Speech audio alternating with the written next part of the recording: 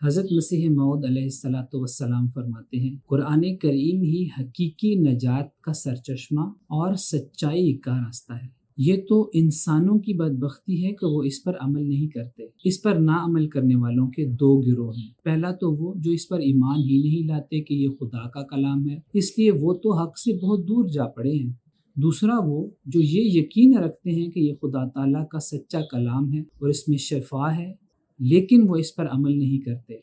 बल्कि बाज़ तो ऐसे हैं कि जो सारी सारी उम्र इसको पढ़ते तक नहीं। इनकी मिसाल ऐसी है कि एक शख्स जो कि प्यासा भी हो, बीमार भी हो और ये यकीन भी रखता हो कि एक ऐसा चश्मा है जिसका पानी मीठा और प्यास बुझाने वाला है और बीमारियां दूर करने वाला है, बावजूद इस इल्म रखने के, इस यकीन रखने के, वो इससे फ़ायदा नहीं उठाते।